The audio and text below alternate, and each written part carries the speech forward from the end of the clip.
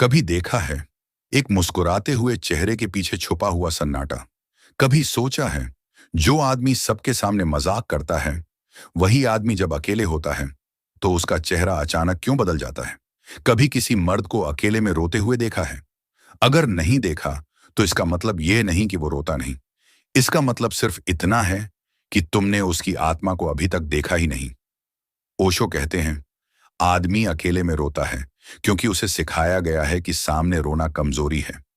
समाज ने मर्द को एक मुखौटा पहनाया है ताकि वो हमेशा मजबूत दिखे, ताकि वो रोए नहीं, टूटे नहीं, दिखे नहीं कि वो भी इंसान है। लेकिन जो बाहर से जितना मजबूत दिखता है वो भीतर से उतना ही टूट चुका होता है।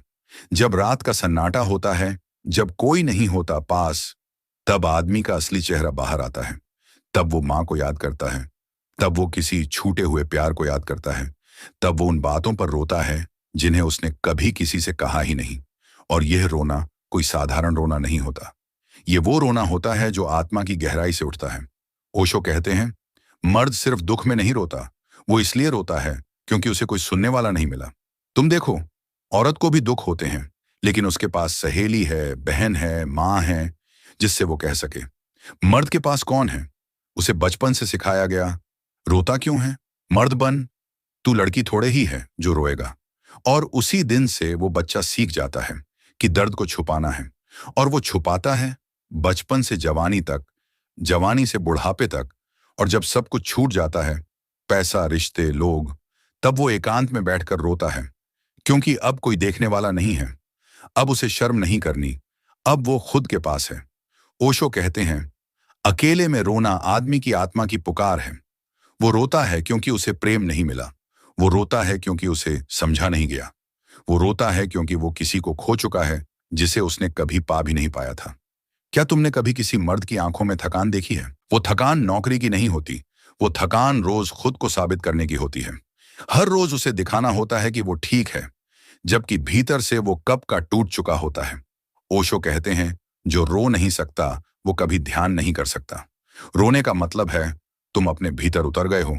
लेकिन ध्यान रहे, जो आदमी अपने दर्द को भी परफॉर्मेंस बना लेता है वो सच्चा रोता नहीं, वो भीड़ में तालियां चाहता है। सच्चा रोना वो है जो किसी अंधेरे कमरे में होता है, जहां सिर्फ तुम हो और तुम्हारा मन। उस मन के साथ बैठो, वो मन जो सालों से बोझ लिए हुए है। उससे कहो मैं यहां हूं, बोलो क्या छुपा रखा है। तुम देखोगे एक फ्लड गेट खुल जाएगा। इतना दर्द निकलेगा कि तुम सोचोगे ये सब मैं था। हाँ, यही सब तुम थे।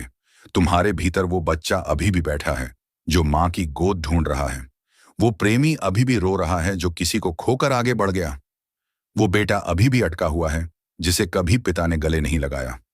ओशो कहते हैं जब आदमी अकेले में रोता है तो वो झूठी मैस्कुलिनिटी को जला देता है, और तभी उसके भीतर प्रेम जन्म लेता है।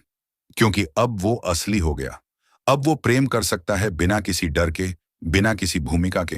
अब वो किसी को पकड़कर कह सकता है मुझे डर लगता है, मैं टूट गया हूं, मैं सिर्फ जीना चाहता हूं सच्चा, नकली नहीं। अगर तुम भी कभी अकेले में रोए हो तो समझो तुम्हारे भीतर अभी जान बाकी है।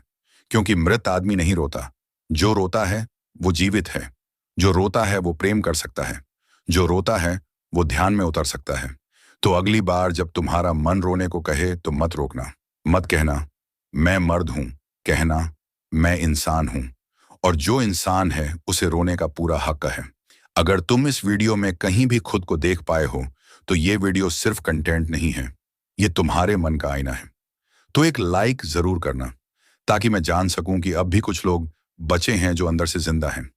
और अगर तुम ऐसे और गहरे सच जानना चाहते हो तो इस चैनल को सब्सक्राइब जरूर कर लेना, क्योंकि अगली बार मैं बताऊंगा क्यों आदमी को प्रेम से डर लगता है और क्यों वो जिससे सबसे ज्यादा प्रेम करता है उसी से दूर भागता है। मिलते हैं वहां जहां आंसू शब्द बनते हैं और दर्द ध्यान बन जाता है। धन्यवाद।